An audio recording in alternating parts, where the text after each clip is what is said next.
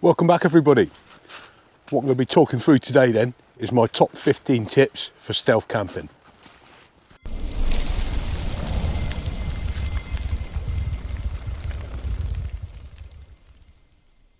Right then, so this is a follow-up video to my stealth camping video that I recently put out.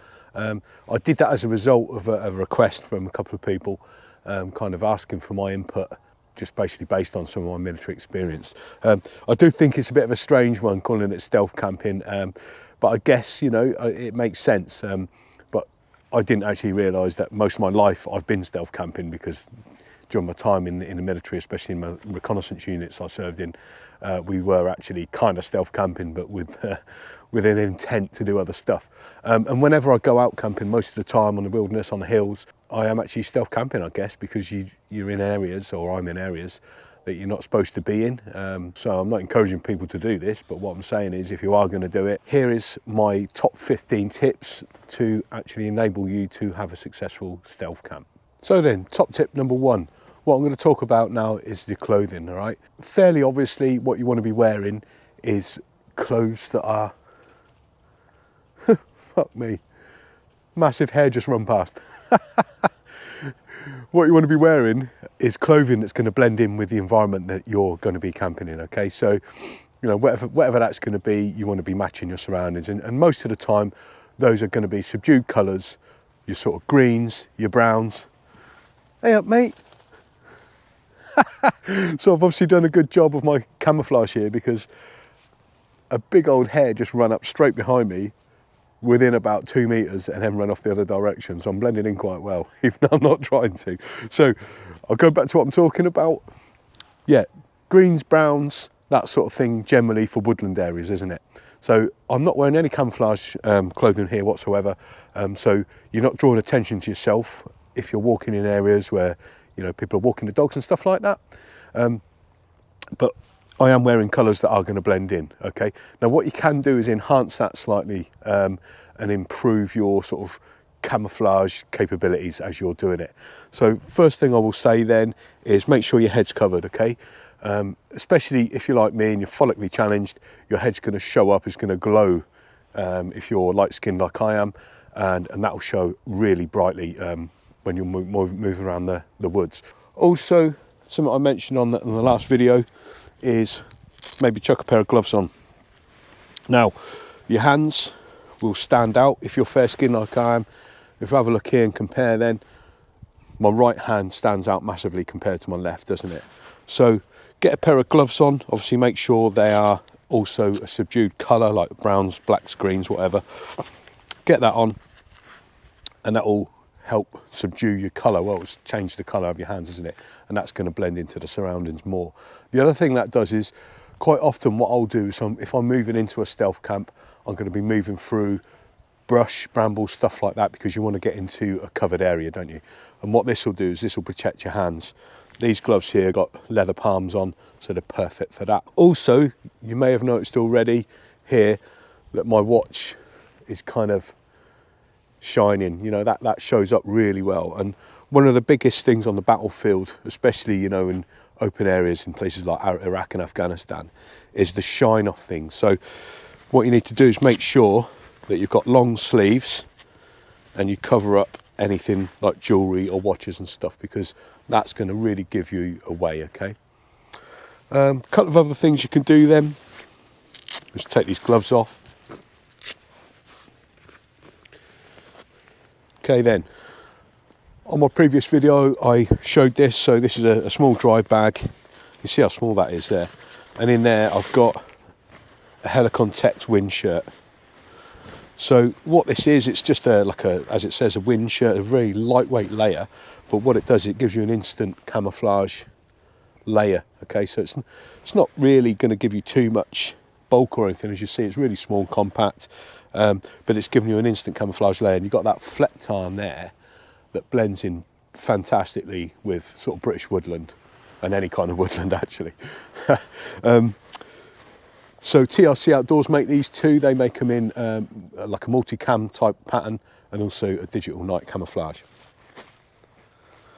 So last thing then, you know, some people might be thinking, well, what about your face? I'm not going to start cutting around with camouflage cream on, all right? Not out of work anyway. But what you can do is you could potentially get a mozzie head net, a green one, stick it over your head, and then once you've got your hood on as well, that really does start to tone down the colour of your skin there, doesn't it? If you're light skinned. So particularly once you get into the shadows and stuff, this is going to tone down the colour of your skin. You can probably notice the difference between my hand and my face there. So it gives you a little bit more of a toned down option. Okay, tip number 2 then. What I'm going to be talking about now is your actual equipment. So your rucksack, how you pack it, how you're going to prep your actual kit. Okay, so you notice here then, this is the kit that I used, my rucksack that I used for my last stealth camp. It's quite a small pack, okay? It's only 35 litres, it's a Helicon one. So what you want to be doing is not giving people the impression that you're going hiking on the hills or, you know, in the woods for the day and camping out and all that. So keep everything internal. Don't have loads of stuff hanging off the back of your rucksack, which I hate anyway. Things like roll mats, you know, a tent strapped to the side, bloody cups hanging off it, all that sort of thing. Get everything inside your rucksack so you're not basically giving people an idea of what you're about and what you're going to be doing. Second thing, as I said, this is quite a small rucksack. It's only 35 litres. It's actually a day sack really, isn't it? So what you want to be doing is packing as light as you possibly can. So think about things that you can use that's going to be nice and compact and nice and light. You're probably only doing one night. If you're doing 2 nights, yeah, that's, you know, just take the pain. But yeah, pack nice and lightweight. So with that then, you want to have a nice, small, lightweight sleeping bag. And what I use when I'm doing this sort of thing is a down sleeping bag, because they pack down really small and light, and I'll talk about that in a minute. And also, you know, for your roll mat, that's the roll mat I used. It's a Climate Static V short. And look how small that is. It's pretty much the size of a Coke can, isn't it? So what you want to be kind of doing is thinking, right, I'm not going to be going out for a super comfortable night. You know, you want to be relatively comfortable, but you're not going to be going to the Ritz, okay? You want to keep yourself nice and compact, nice and lightweight for your stealth camping. Tip number 3 then. So what I'm going to be talking about now is your considerations for your shelter, okay? Now, as I mentioned in my last one, number 2, is, you know, you're not going to be out here living it up, having a big barbecue, having a big massive tent and all that sort of stuff. You need to keep yourself low profile, don't you, if you're going to be stealth camping. Now, I find the best option for doing that sort of thing is exactly what we used in the military, which was a basher, or tarp if you're American, and a bivy bag, okay? So the tarp gives you overhead cover, but they're really versatile. You can make lots of different kind of configurations with a tarp. And then the bivy bag actually gives you that added layer of basically protection from the elements, from the rain and stuff, and a little bit of extra warmth as well. So when you're packing your rucksack as well, what you want to be doing, and I'll go into this a little bit more on the next point, have your shelter ready at the top, because when you get to your stealth camp, that's the first thing you want to sort out, isn't it? Your actual shelter. So I've got a Rab Seal Tarp 1 there. I've shown this in a few of my videos. And inside this then, I've got the actual tarp itself. I've got the jungle knots already attached, so they're ready to go. And I've got all my pegs in a little bag there as well. So I've got 6 pegs, all the jungle knots and the tarp, all in that very, very compact package. So going back to talking about keeping your kit nice and compact, you know, that's ideal, something like that, isn't it? And it's also incredibly light. So tip number 4 then is going to be talking about now how you're going to prepare your kit ready for your stealth camp. Now, what we're talking about here is making sure you've packed your kit so you've got the stuff that you need ready to set up your shelter and whatever else you need to do, prioritised in places where you can grab it easily and you know exactly where it is. So not just a case of stuffing all your kit in your pack, and then when you get to your campsite, obviously it's going to be either dark or getting dark because you want to go there at last light. You want to minimise any light and noise that you make, and if you know exactly where your kit is within your rucksack, you're going to minimise that light and noise, aren't you? So, you know, train with your kit, make sure you're happy and you know exactly where it all is, you could literally, you know, blindfold yourself and train to make sure you know where everything is. So other things that you could have on the outside of your pack is then over here, I've got a couple of tools. So I've got a set of secateurs, I've got a folding saw, and that's in the external part of my pack, just in this little pouch here. So if I need to clear an area or actually cut some vegetation to use as camouflage, once I've got my bashers set up, then they're ready to go, and I know exactly where that is. So it's all about training with your kit, making sure you've got a system and know where your kit is. Tip number 5 then, so what we're going to be talking about now is site selection, okay? That sounds a bit of a military term, and it is, but basically what you want to be doing is not just thinking, oh, I'm going to go into the woods and I'm just going to find myself somewhere. Actually have a look at it, analyse it, and make sure you found yourself somewhere decent. So what you're going to be looking for is some sort of cover from view, isn't it? So looking at somewhere that's got dense foliage in front of it or something like that. And what you could potentially look at is what's called dead ground as well, what we call in the military dead ground. And what that is, it's lower ground, okay? So imagine there's a track going one way, looking left, right, I can see an area where I think that would be good for an overnight stop. You could pick yourself somewhere that's in lower ground that's not actually visible from the level of people walking past, okay? So it's in a dip of the ground. Next tip then, and this is actually linked in with the last one, is actually carrying out a recce. So you could potentially, if you're going to do some stealth camping in an area that you're not too far away from, if you live kind of in the vicinity of, you could potentially do a recce of that area before you go there, to actually conduct your overnight stop. So maybe just go for a walk in those woods, have a little look around, don't make it too obvious, but as you're walking around you can maybe ping somewhere and go, yeah, I think that'd be a good little spot for the night. So you're conducting a recce and actually checking it out, so that when you go there, you're not wasting your time kind of thrashing around in the woods thinking, oh no, I'm going to run out of light in a minute, and you can kind of time your actual stop to perfection at last light. So carrying out a recce is always a good thing to do. As the saying goes, time spent in recce is seldom wasted, all right? So it's always a good idea to check something out before you go there. Right then, next tip, and again, this is kind of linked in with the previous one. So what you want to be doing before you actually do your overnight stop, and potentially even before you do your recce, is do a map study, all right? And it's something we do in the military all the time. If you've got the time and the resources at least, what you want to be doing is looking at the area you want to be going to, maybe picking out off the map or off satellite imagery, Google Maps, things like that, apps on your phone, but check out the area, pick out potential spots that you think, oh, I reckon that looks pretty good. Make sure that the area you're going to is still forested. You can make sure that the area isn't too close to things like roads or paths, depending on what you want to do. So another thing you can do is look at how you're going to get there, so access to where you're going. So how far are you then going to have to walk to get to the area that you want to camp overnight, that sort of thing. So this is kind of like a recce, but it's a map recce, or using your devices, things like Google Maps, Ordnance Survey app, things like that. So what we're going to talk about here is light discipline. So any light that you emit from any devices is going to be man-made, isn't it? There's not going to be any natural light out there. So basically what we're talking about here is minimising your amount of light that you're using, if any at all, okay? So, your gold standard is not using any light. If you have to use some light then, using something like a head torch is great, but in this scenario, not always the best option, because obviously your head is the highest point on your body, which means it's going to be the most visible. However, it does allow you to do things without using your hands, for using the torch, so you may need to use one. If you are going to use one then, instead of having it on white light like so, what we need to do is switch it to red light, because that's far less obvious to the human eye.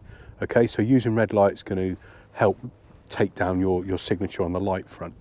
The other thing you can do is, if you do need to use white light, so for example, if you're map reading, you can't really use red light, can you? Because you can't see the contours on a map.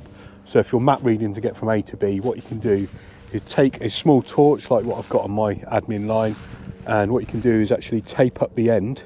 So put some black tape over the end and then wrap another bit around the side, and just get a knife and just put a pinprick in the end. And then what you've got there is a much more subdued form of light for map reading. okay? Another good thing that you can use for just some sort of low-key light source then is a siloom or light stick. Okay, so these are going to be forming a much more low-key form of light, and what you can do is, if you don't need the whole thing, which you might not need to do, if you was just sort of like marking a point or reading a document or like a map or something, you can actually tear like a little window out and just use that small amount rather than having the whole thing glowing. Okay. Another thing with lights then is any electronic items, any devices, try and think about the fact that you can turn the actual screen light down, the brightness. There's things like your mobile phones, which, you know, everyone's carrying nowadays, Kindles or whatever you're carrying. Turn down the brightness on your screen, and that'll help tone down the light that's emitted from that device. Next point then is noise. So along with your light discipline, you also need to have noise discipline, okay? And that means how you're going to move through the ground that you're moving. So taking careful steps, not just smashing through the undergrowth, snapping tree, you know, branches and all that sort of thing. So how you actually move, any talking. So if you're in a group, you know, if you're more than one person, obviously cut down your talking. If you are going to talk in lower tones, in whispers or whatever. Devices, so any devices you've got, like for example the camera I'm using now, GoPro, it makes quite a loud beeping noise when I turn it on and off, but I can turn those noises off. Okay, and the other thing you can do is with your kit, pack it in a way so that there's no things jangling around, rattling, making noises and stuff, okay?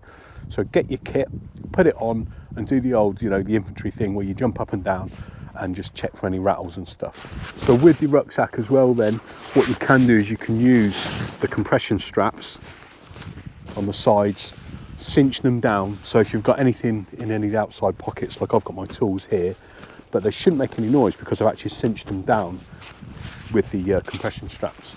So put your kit on before you go out there. Put the stuffs in your pockets that you're going to be carrying as well. So, you know, things like keys and stuff are going to make noise, aren't they? Get your kit on, do all the buckles and straps up, and then just give yourself a sound test. And as you notice there, that's made no noise whatsoever. Okay, so that's perfect. Another thing, whilst you're out in the field and you're going about your tasks and stuff, just think about what you're doing as you're doing it. So be a little bit mindful, and that can help cut down the noise. So for example, if I was to do up my waist strap now and just do it up, you've got that quite loud noise, haven't you? However, if I was to do it up and do it under control, take my fingers on either side, this is the noise that's made. Nothing. So just those little things can help reduce your noise signature, and your noise discipline be a lot better. Okay, next point then, cooking. So when you're out there, if you're going to be doing an overnight stop, it's kind of nice, isn't it, to make yourself a brew, at least, if not make yourself some hot food. We used to practice a thing in the Pathfinders called hard routine, and that meant no cooking to reduce your signature even more, along with, you know, making sure your kit's ready to go and on your all times, absolutely no talking, just hand signals, that sort of thing. But, you know, you're out here enjoying yourself, aren't you? You might be stealth camping, but you're doing it for fun, aren't you? So when you're actually out there, you want to be cooking yourself a meal, making yourself a brew. Now, what I use personally is a gas cooker. It doesn't create a massive flame. It's basically a little MSR pocket rocket. That's the actual cooker itself. And obviously that's used in conjunction with the gas canister that it sits on top of. You notice there then, so in conjunction with the last point, what I've done is I've got a J cloth there, and or half of one, and I've stuffed that in there so that doesn't rattle around.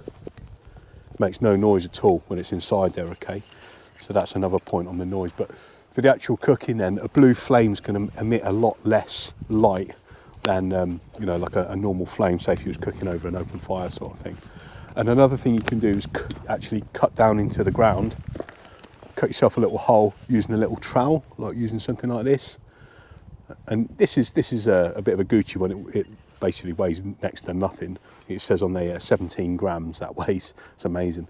But you can get, you know, just a normal little trowel that you use for gardening. You can get their little plastic ones or whatever.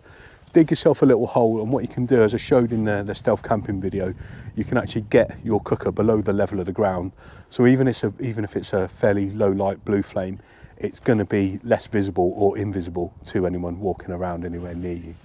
There's obviously other options out there as well for having your low light cooking. You know, people use the little ethanol stoves, even the military issue cookers now, the Dragon Fuel cookers, it's pretty much an invisible flame on those, so they're quite a good option too. But the old version, the recce, that's not a particularly good option for what we're talking about here, because it does emit quite a big flame, you know, a yellow flame. So just thinking about, again, reducing your signature using a cooker that's going to make less of a flame, less of a visible light source. Okay then, so next thing we're going to be talking about is preparation of your sleeping bag in your kit, ready to actually get your melon down for the night, okay? So I've already spoken a little bit about your kit prep, so having things to hand that is really handy to have, you know, when you first get to your overnight location. So things like your basher, any tools that you need to get set up, that sort of thing. But this is specifically just talking about your sleeping bag and whatever else you're going to be using. Personally, what I would use if you're going to use a basher or a tarp, as the Americans would say, is I'd use a bivvy bag as well as a sleeping bag, because if it does start to rain and if it's coming in sideways, you are potentially going to get wet. When I'm stealth camping, what I actually use is a down sleeping bag to keep that pack size as really minimal, as very compact as I can. But on the downside to that is, literally the downside is, if it gets wet, down's useless, as anyone will tell you. So to protect that, I'll definitely put that inside a bivvy bag. Now, what you want to be doing is prepping your sleeping bag inside your bivvy bag, ready to go. Don't have them in individual stuff sacks and then have to flip and get your head torch on and have to emit light, you know, and that will give away your position. Have that ready to go inside your rucksack, so you just literally pull it out, ready to sleep in it. Some people I know will put their roll mat or sleep mat inside the bivvy bag as well. Personally, I don't do that. I just find that a little bit awkward. I kind of roll around a little bit when I'm in my sleeping bag at night, when I'm getting my head down. And what I find is it doesn't work well for me personally. I have that separate, I have it outside of my bivvy bag. If you want to put it inside as well, then that's another option. So you've got that ready to go inside. But depending on whether that's a foam one or an inflatable one, it may or may not work, depending on what size rucksack you got. So with my bag here then, literally just zip it open, get to the dry bag, open it up, and then inside there, I've got my sleeping bag already prepped in the bivvy bag. So I'll put my rucksack to one side. Basically, that's then ready to go. So I can just literally get straight inside that with no faffing around. No getting in and out of compression bags, having to work out where the top is, where the bottom is, or anything like that. You literally roll it out, get inside it. Next tip then is a couple of tools that will help you out in setting up your overnight location, and also just, you know, that are going to be handy for doing what you're doing. First thing is a folding saw. Now, I'm sure most of you out there will be 100% aware what a folding saw is. Anyone that's not, it's just a little saw that folds. And there we go. This is a Barco Laplander. Really nice, compact saw, quite strong. I've used this loads. But this is really handy. You know, you don't want to be destroying the forest or anything, but, you know, for cutting away any little limbs that might be in the way, for even if you're like when you're digging down, making your hole to cook in, there could be roots going through, and I used this when I dug that hole on my video, actually to cut through some of the roots that were actually in the way as I was trying to dig. So that can be quite handy. Also for cutting some foliage, some like small branches and stuff to help camouflage your position. In conjunction with that then, another thing you can use is a set of secateurs. Seems a bit weird, I know, you know, we're not going gardening, but these are more precise. So they can be used in a similar way to the folding saw, but instead of hacking away, actually cutting whole branches off, these can be used for just cutting, do your minor, sort of more finer work, for either clearing a little space to observe a certain area in case there was an approach that you was thinking, oh, I need to keep an eye on that, That's the sort of thing we used to do in the Pathfinders. So you make an observation post and then you cut your vision hole using this so that you kept as much camouflage there, but you just had a small vision hole that you could look through with whatever optics you was using. And last thing, I've already mentioned it, but a small little trowel, handy for a couple of reasons. The first one, you know, is for your cat holes as per normal. If you need to go to the toilet, you don't surface lay the obvious, do you? You always dig it in. And secondly, for doing anything like your little holes for cooking in, then you're going to need some sort of small digging device, and something like this is perfect. So the next point I'm going to be talking about then is that fish hook method of approaching your basher site, your overnight site, that I mentioned on my stealth camping video. So this was a method that I used, or we used in the Pathfinders when I was serving, and the idea is if you was potentially being tracked, then you basically put in a snap ambush on the direction that you've just walked in on. So anyone that was following you, they basically walk past where you're watching, and then your trail goes round and back, and you're observing your own trail. Now, obviously, you're not going to be ambushing anyone. You're stealth camping, aren't you? But if for any reason you was a little bit concerned about people, maybe finding where you are, looking around for you, sort of thing, instead of walking directly from one point that's obvious like a track and going straight to your basher area and then potentially leaving a trail, as you're walking to it, what you're going to do is fish hook round, so do a loop around and approach from either the side or from behind into your basher area. So it's a bit more work, but what it does, it gives you a bit of an observation on anyone that could be basically looking for you, and it creates less sign of you basically moving to your basher point for the night. Okay then, so if you was, say for example, moving down this track here, and the way that you're moving, you look over to your left and you see a basher site over here denoted by this red bottle top here. Instead of walking directly from the track straight across, leaving loads of sign to here, what you're going to do in this instance for a fish hook then is walk along past the site as far as you think is necessary. Then you're going to hook around and approach it either from the side or from the rear, like so. And you're going to come in like so, set yourself up here, and that way, if someone was following you, you're going to see them moving around here first, and it gives you a couple of minutes to actually pack up your kit and bug out. Right, the next thing I'm going to talk about then is your actual timings, when you actually want to set up and move into your overnight stop and when you want to move out. So really what you want to be looking at is last light and first light. So plan your route, know how far you've got to move from wherever you're getting out of a vehicle or getting dropped off or whatever. Work out how long it's going to take you to get from A to B, and obviously give yourself a little bit of fudge factor as well, because if you leave everything really tight, chances are you'll get there and it will already be dark. So give yourself a chance to actually get to where you need to get to, and what you want to be doing is moving in, actually walking into your position just at last light. So you can find out last light timings by looking on various sites online and then work it out for the area you're going to exactly.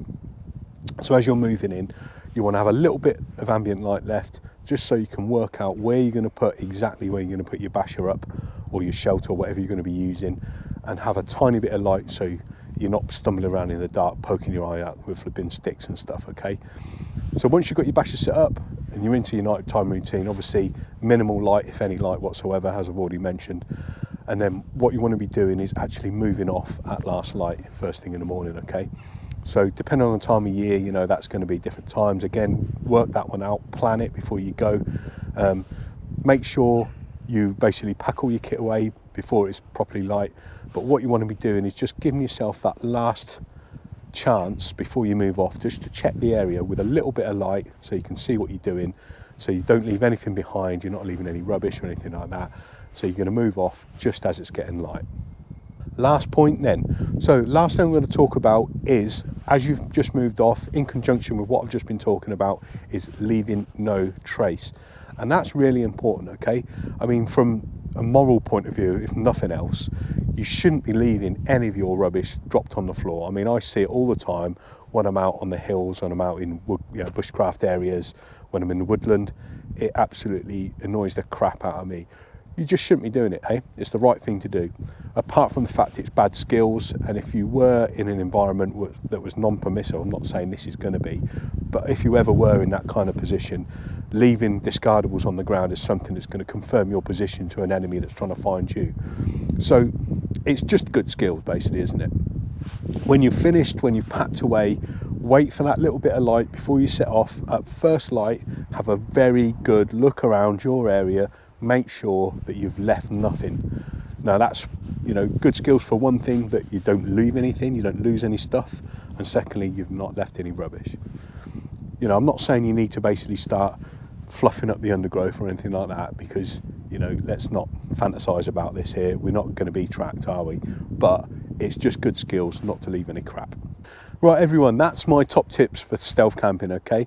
Now, as I said, and what I said on my other video, I'd never even heard of stealth camping until recently, but I've heard it's quite a big thing now, so I thought I'd lend a little bit of my experience to the subject. I'm not saying I'm an expert or anything, but I have got quite a bit of experience in operating in the field and trying not to be found for obvious reasons, okay? If anyone else has got any good ideas or any experience that they want to throw into the mix, put it into the comment section below. Let's see what you've got to say about it. Don't forget to like, share, subscribe. We'll be seeing you again soon, and don't forget, stay prepared.